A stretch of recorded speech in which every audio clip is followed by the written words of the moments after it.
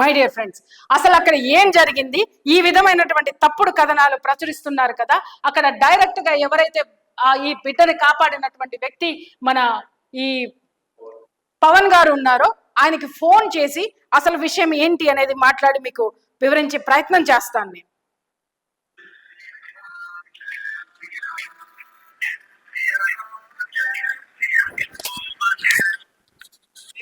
Hello Pawan గారు, నమస్తే అమ్మా.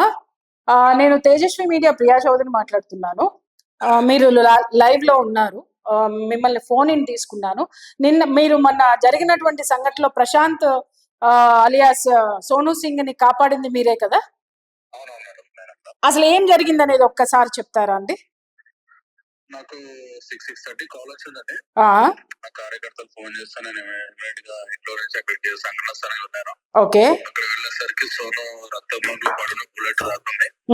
అక్కడ పోలీసులు 10 మంది ఉన్నారు. లోకల్ గెట్ కేసారు, పోచారం, ఐటీ పౌడర్ పేసారు, అందరు ఉన్నారు. ఎవరు కూడా తీసుకెళ్లే ప్రయత్నం చేయలేదు. అక్కడనే ఉన్నారు. నేను ఇమీడియట్ గా నా కార్ లో తీసుకొని లోకల్ మా మేడ్పల్లి పోలీస్ లిమిట్స్ లో ఉన్న వాళ్ళకి ఇంటిమేట్ చేసి శ్రీకర్ హాస్పిటల్ లో జాయిన్ చేయడం జరిగింది. అక్కడ ఫస్ట్ ఎయిడ్ చేసేసి మళ్ళీ అక్కడ నుంచి అంబులెన్స్ లో సికింద్రాబాద్ యశోద హాస్పిటల్ తీసుకెళ్ళడం జరిగిందండి. ఓకే. ఇక్కడ ఒక విషయం అండి, ఇక్కడ పోలీస్ కమిషనర్ గారు సుధీర్ బాబు గారు నిన్న ఇచ్చినటువంటి స్టేట్మెంట్ లో ఏం మాట్లాడారు అంటే, ఈ సోను సింగ్ అనేటటువంటి వ్యక్తి 5 లక్షలు అతన్ని డిమాండ్ చేశాడు కాబట్టి ఇతను కాల్చి వేశాడు అనేటటువంటిది అతని మీద ఉన్నటువంటి అభియోగం. ఇది మీకు ఎంతవరకు, దీన్ని ఒక్కసారి నా క్లారిఫికేషన్ ఇవ్వండి ఈ విషయం మీద. తెలంగాణ పోలీస్ డిపార్ట్మెంట్ గురించి మనం మాట్లాడుకోవడం కూడా వేస్ట్ అండి. ఎందుకంటే ఇదే ఇబ్రాహిం ఖురేషి గారు ఒక 2 months కిందట నా మీద ఔటర్ రింగ్ రోడ్ కార్తో గుద్ది నన్ను హత్య చేసే ప్రయత్నం చేశాడు. మీ మీద హత్య ప్రయత్నం జరిగింది? నా మీద హత్య ప్రయత్నం చేశాడు. My God. ఆ రోజు తెల్లారే మేమందరూ ఒక 200 మంది 300 మంది గట్కేశ్వర్ పిఎస్ గారికి వెళ్ళి తెలుపు చేస్తే ఆమె మీద చిన్న ఒక పిటి కేసు రూల్ చేసి వాడిని అక్కడికి ఆపేసారు. ఇట్లా గోరక్ష కార్యకర్తల మీద ఇబ్రాహిం ఖురేషి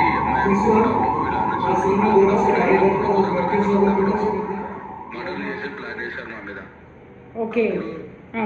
ఎలాంటి చర్యలు తీసుకొని ఈ కమిషనర్ గానీ పోలీస్ డిపార్ట్మెంట్ గానీ నిన్న సోను విషయంలో పచ్చి అబద్ధాలు వాళ్ళ ప్రెస్ మీట్ చూస్తే ఒక ఐపీఎస్ ఆఫీసర్ ఉండి మరి ఆ సుధీర్ బాబు గారికి కొంచెమన్నా ఒక హ్యుమానిటీ ఏమైనా ఉందా, లేకపోతే ఆయన చేసే డ్యూటీ మీద ఏమైనా గౌరవం ఉందో కానీ మీరు గమనించవచ్చు. పోలీసులే పేషెంట్ ని హాస్పిటల్ తీసుకెళ్ళిన ఒక అబద్ధం కూడా అతను ఓపెన్ గా ప్రెస్ సందర్భంగా చెప్తున్నాడు. అవునండి, అవును, కరెక్టేనండి. ఎందుకంటే అసలు పోలీస్ డిపార్ట్మెంట్ కి ఎన్ని మామూలు వస్తున్నాయి నెలకి? ఎంత వస్తున్నాయి?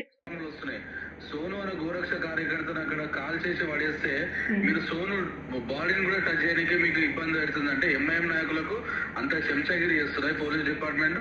అంటే మీరు అక్కడికి వెళ్ళిన తర్వాత అసలు పోలీసులు ఏ విధంగా అతనికి ఫస్ట్ ఎయిడ్ చేయడం గానీ అతను తీసుకెళ్లే ప్రయత్నం గానీ చేయలేదా పవన్ గారు? కట్టుకొని నిలబడ్డారు, చుట్టూ చేతులు కట్టుకొని నిలబడ్డారు. చేతులు కట్టుకొని నిలబడ్డారు చుట్టూ. అంతే ఒక 10 మంది పోలీసులు ఉన్నారు. 10 మంది పోలీసులు ఉన్నారు. పోలీసులకు సమాచారం ఇచ్చింది ఎవరండి? తెలియదు. అక్కడ ఉన్న స్థానికులు కూడా సమాచారం ఇచ్చినట్టున్నారు. స్థానికులు సమాచారం ఇచ్చారు. అంటే అప్పటి వరకు వీళ్ళు కాల్చి పారిపోయారు. కాల్చి అప్పటికి వెళ్ళిపోయారు. సోను అక్కడ పడిపోయి రక్తం మడుగులో ఉన్నాడు హోటల్ పక్కన. కూడా నేను పోయి పట్టుకొని తీసుకొస్తాను. నేను బాడీ పట్టుకొని లేపుతుంటే కూడా కనీసం నాకు సాయం చేయలే. నాతో వచ్చిన కార్యకర్తలే తీసుకొని కార్లో ఎక్కించుకుని వెళ్ళాం మేము. పవన్ గారు, ఇక్కడ ఒక విషయం ఏంటంటేనండి, ఈనాడు పేపర్ లో ఒక వార్త వచ్చింది. ఈనాడులో కాదు, ఇంకా 2-3 పేపర్స్ లో కూడా వచ్చినట్టున్నాయి. అయితే ఇక్కడ ఒకే కారులో ప్రయాణిస్తున్న ప్రశాంత్ ఇబ్రహీం అని చెప్పేసి ఒక 2 ఫోటోలు వేశారండి. ఇక్కడ వేసి ఇక్కడ తిరిగి వాళ్ళు వెళ్తున్నారు, చర్చల కోసం వెళ్తున్నారు, కలిసే వెళ్ళారు. సో వీళ్ళిద్దరి మధ్య ఎప్పటి నుంచో చర్చలు జరుగుతున్నాయి, కాంప్రమైజ్ అయ్యేటటువంటి చర్చలు జరుగుతున్నాయి. సో ఈ డబ్బులు డిమాండ్ అనేటటువంటిది జరుగుతుంది అనే అర్థం వచ్చేటట్టుగా ఇక్కడ కథనం కూడా ఉంది. అలాగే కమిషనర్ గారు చెప్పిన దాంట్లో కూడా అదే విషయం మనకి అర్థమవుతుంది. అయితే మీరు ఒక్కసారి మీకు వీలైతే గనక మీరు చూసే ఉంటుంటారు, మీరు దాన్ని కన్ఫర్మ్ చేయగలరా ఆ ఫోటోలో ఉన్నది ప్రశాంత్ ఏనని? మేడం, నేను అది ఫోటో చూసాను. ఎంతమందికి నాకు కూడా పంపించారు. అది ఈనాడు ప్రెస్ స్టేట్మెంట్ కూడా చూసాను. మీరైతే ఏదో ఫోటో గురించి చెప్తున్నారో ఆ ఫోటో ఏదో సీసీటీవీ ఫోటేజ్ లాగా ఉంది. అది ఆ ఫోటోలో ఉన్న వ్యక్తి ఎవరైతే ఇబ్రాహిం అతనితో సోను మీద అటాక్ చేసిన వ్యక్తులు వాళ్ళిద్దరు అందులో ప్రశాంత్ లేడట, అందులో ప్రశాంత్ గాని అలియా సోను గాను ఆ కార్ లో లేడు. ప్రశాంత్ ని షూట్ చేసినాక పారిపోయేటప్పుడు లేకపోతే ప్రశాంత్ ని షూట్ చేయడానికి వచ్చే ముందు తీసుకున్న ఫోటో అది. ఓకే, సో వీళ్ళిద్దరు నిందితుల ఫోటోలు ఇవి, అవి నిందితుల ఫోటోలు. నిందితుల ఫోటో టైమ్స్ నౌ వాళ్ళు సర్క్యులేట్ చేశారు దాన్ని. వీళ్ళు నిందితులు కాల్ చేసి పారిపోతుంటే తీసుకున్న ఫోటో అని చెప్పి టైమ్స్ నౌ వాళ్ళు సర్క్యులేట్ చేశారు. ఓహో, టైమ్స్ నౌ వాళ్ళు కాల్చి పారిపోతున్నారు అని సర్క్యులేట్ చేస్తే దాన్ని తీసుకొని వచ్చి మన పేపర్ లో, ఈ న్యూస్ పేపర్ లో వేసి వీళ్ళిద్దరు కలిసి వెళ్తున్నారు అని ఫోటో వేశారు. మన మీడియా ఛానల్, కొన్ని మీడియా సంస్థలు వాళ్ళకి ఏం తెలియదు. ఎంత ఘోరం అంటే అండి, మా కార్యకర్తకి ఛాతీలో బుల్లెట్ తాకింది. ఛానల్, ప్రముఖ ఛానల్ ఏమి ఇస్తుంది అంటే భుజంలో బుల్లెట్ తాకిందని ఇస్తుంది. భుజంలో వరకు సంఘటన జరిగిన 24 గంటల వరకు కూడా ప్రముఖ టీవీ ఛానల్ కి ఏం జరిగిందనే నిజం తెలియదు వాళ్ళకి. సో ఊహా కథన టీవీ ఛానల్ స్క్రోలింగ్ ఇస్తుంది కంటిన్యూస్ గా 5 లక్షలు డిమాండ్ చేసిన సోను, 5 లక్షలు డిమాండ్ చేసిన సోను అని చెప్పి. మీరు గ్రౌండ్ లెవెల్ కి రిపోర్ట్ తీసుకోరా? మీకు రిపోర్ట్ లేదా? లేకపోతే మీకు నిజాలు తెలిసినా కానీ మీరు మీ సంస్థ అధినేతలు అందరూ కూడా ఈ గవర్నమెంట్ కి కొమ్ము కాస్తున్నారా, లేకపోతే ఈ పోలీసులకు కొమ్ము కాస్తున్నారా, ఈఎంఐఎం గుండాలకు స్మగ్లర్లకు కొమ్ము కాస్తున్నారా అనే విషయం హిందూ సమాజానికి అర్థమవుతలేదండి. అంటే ఇప్పుడు ఇంకొక విషయం పవన్ గారు, ఇప్పుడు మీరు ఎవరైతే ఉన్నారో ఈ గోరక్షకులు, మీరు అందరూ కూడా ఇంత ప్రాణాలు పణంగా పెట్టి మీరు ఇంత సేవ చేస్తున్నారు కదా. ఇప్పుడు నాకు మొన్న నేను అక్కడికి ఆ హాస్పిటల్కి వచ్చినప్పుడు కూడా చాలా మంది సోదరులు నాకు చెప్పారు, అక్కడ మిత్రులు ఏమని అనంటే, మేము ప్రాణాలకి తెగించి చేస్తున్నా కూడా పొలిటీషియన్స్ ఎవరైతే ఉన్నారో, నాయకులు ఎవరైతే ఉన్నారో వాళ్ళ నుంచి మాకు ఏ విధమైనటువంటి తగినంత ప్రొటెక్షన్ కానీ వాళ్ళ హెల్ప్ కానీ మాకు ఉండడం లేదు, వాళ్ళు మాకు భరోసా ఇవ్వడం లేదు.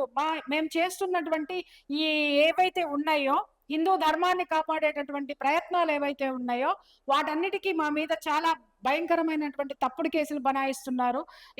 ఒక సోదరుడు అయితే నిజంగా ఎంత ఏడ్చాడంటే అంత ఏడ్చాడు. ఏమని అంటే, అతను ఈ ఒక కేసులో పట్టుబడినప్పుడు అతన్ని 3rd డిగ్రీ ప్రయోగిస్తూ అతను ఒంటి మీద బట్టలు తీసేసి వాళ్ళ భార్యకి వీడియో కాల్ చేసి, వాట్సాప్ వీడియో కాల్ చేసి చూపించి మరీ 3rd డిగ్రీ ప్రయోగించారు. ఎందుకు అనంటే కుటుంబ సభ్యుల్ని భయభ్రాంతుల్ని చేసి తద్వారా వీళ్ళందరినీ ఈ పోరాటం నుంచి చేసేటటువంటి ప్రయత్నాలు అని. దీని మీద మీరు ఏం చెప్తారు పవన్ గారు? మీరు చెప్పింది కూడా అసలు సత్యం అండి. ఈ రోజు తెలంగాణ రాష్ట్రంలో దాదాపు ఈ 10 ఏళ్ల బీఆర్ఎస్ గవర్నమెంట్ లో, ఇప్పుడున్న కాంగ్రెస్ గవర్నమెంట్ లో హిందూ సంస్థల కార్యకర్తలు, ఆర్ఎస్ఎస్ గాని, విహెచ్పి గాని, బజరంగ్ గాని, ఇంకా కొన్ని హిందూ సంస్థలు, లేకపోతే మేము కూడా గోరక్ష నుంచి కానీ ప్రతి ఒక్క కార్యకర్త కూడా పోలీసుల చేతిలో తీవ్రంగా ఇబ్బంది పడ్డవాలి. అక్రమ కేసులు, డకాయిటీ కేసులు, మీరు అందరూ నమ్మరు, గోరక్ష కార్యకర్తల మీద ఇదే పోలీస్ డిపార్ట్మెంట్ డకాయిటీ కేసులు ఎవరి మీద పడతారండి? కార్యకర్తలు, ప్రజల కార్యకర్తలు దారితో కనిపిస్తున్నారు. డకాయిటీ కేసులు పెట్టడము, వాళ్ళని పోలీసులు ఓపెన్ చేయడము, హింసించడము, టాస్క్ ఫోర్స్ తీసుకెళ్ళి అన్ని కూడా జరుగుతూ ఉన్నాయి. మీరు అన్నట్టు సహకారం అంతా ఇవ్వకపోవచ్చు, కానీ ఉన్నంతలో కొంతమంది నాయకులు మా కోసం నిలబడుతున్నారు, మాట్లాడుతున్నారు, అన్ని చేస్తున్నారు. కానీ ఎండ్ ఆఫ్ ది డే వీటిని ఆపాలంటే మాత్రం ఖచ్చితంగా పోలీస్ డిపార్ట్మెంట్ వాళ్ళ దమ్ము చూపాల్సిన అవసరం ఉంది. అంటే పోలీస్ డిపార్ట్మెంట్ దమ్మంతా మీ మీద చూపిస్తుంది కదా పవన్ గారు. అంతేగాని ఇప్పుడు గవర్నమెంట్ అట్లున్నాయి, ఇక్కడ ఉన్న గవర్నమెంట్స్ అట్లా ఉన్నాయి. పోలీస్ డిపార్ట్మెంట్ కూడా అక్కడి నుంచి మరి ఈ రౌడీ సీట్ల నుంచి, గుండాల నుంచి, ఇల్లీగల్ కాల్స్మగ్లర్స్ నుంచి వాళ్ళకి వచ్చే లాభం ఏముందో తెలియదు. మరి మేము ఆదేముందని గోరక్ష కార్యకర్తలు అందరూ మధ్యతరగతి గరీబ్ కుటుంబం నుంచి వచ్చినాం. మేము రోడ్డు మీదకి వెళ్ళి రక్ష చేస్తాం. మాతో పోలీసులకు ఏం లాభం లేదు కదా, ఇబ్బంది ఉంటుంది మాతో. ఎందుకంటే వీళ్ళు వస్తారు, మాకు చట్టాలు నేర్పిస్తారు, భూ చట్టం అంటారు, అదంటారు, ఇదంటారు, రోడ్ల మీదకి వస్తారు అని చెప్పి మా మీద దిల్లం చేస్తారు వాళ్ళు. ఓకే, సిపి గారు బాధపడుతున్నారు. ఒక కానిస్టేబుల్ వస్తే జనాల కూడా స్పందించలేదు, చాకుతో వస్తున్న అడ్డుకోలేదని చెప్పి. మరి మీరు ఒక పోలీసులు ఉండి మీరే కాపాడోళ్ళకే మీకు అంత సెక్యూరిటీ లేక మీరే అంత బాధపడుతుంటే, మన కేసార్లో సౌరుని షూట్ చేసినాక ఇదే పోలీసులు 10 మంది ప్యాట్రోల్ ఉంది, రక్షక ఉంది, అక్కడ అంత వ్యవస్థ ఉంది, కనీసం హాస్పిటల్ తీసుకునే సోయి కూడా పోలీసు. సేమ్ అదే సీన్ రిపీట్ అయింది ఇక్కడ. అవును, అక్కడ మనుషులు చేశారు, ఇక్కడ పోలీసులు.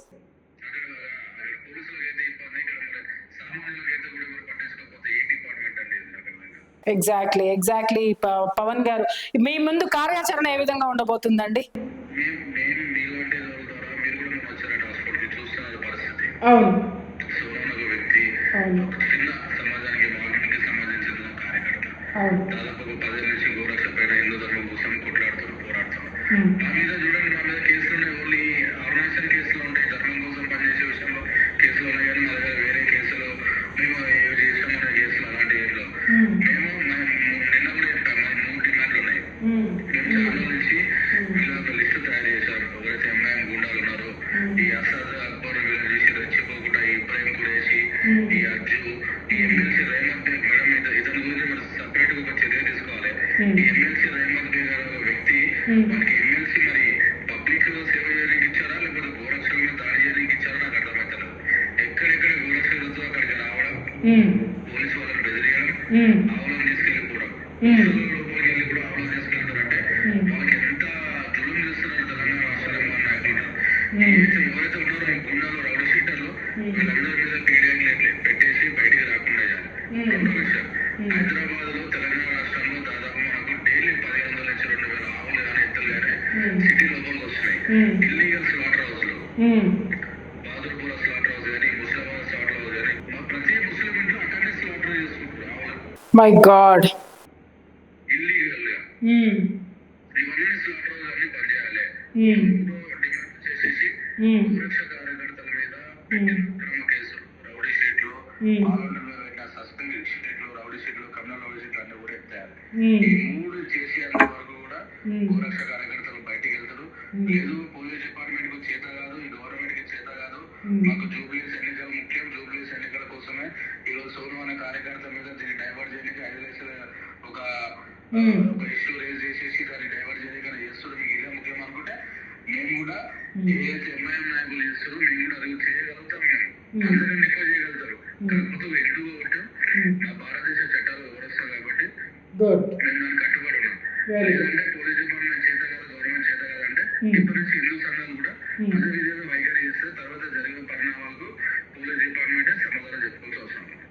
రైట్ పవన్ గారు, థ్యాంక్ యూ సో మచ్ అండి. విన్నారు కదా మై డియర్ ఫ్రెండ్స్,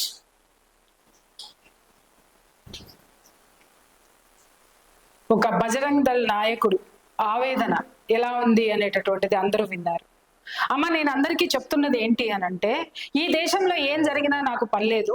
ఏమంటే పొద్దున్న లెగిస్తే మా ఇంట్లో పిల్లలకి ఫీజులు కట్టాలి, అలాగే ఫీజులు కట్టిన తర్వాత మళ్ళీ మేము ఈఎంఐలు కట్టుకోవాలి, ఈఎంఐలు కట్టుకున్న తర్వాత మా బంధువులకి వాళ్ళకి పెళ్లిళ్ళకి పేరెంటాలకి చీరలు కొనుక్కోవాలి, నగలు కొనుక్కోవాలి. అలాగే మా వాడు నా పక్కన ఉన్న కొలీగు ఒక కారు కొన్నాడంటే 10 లక్షలు ఎక్స్ట్రా పెట్టి నేను కారు కొనుక్కోవాలి. ఇవే పడాలా? దేశం గురించే పడాలనంటే వెధవల్లాగా నిజంగా చెప్తున్నాను.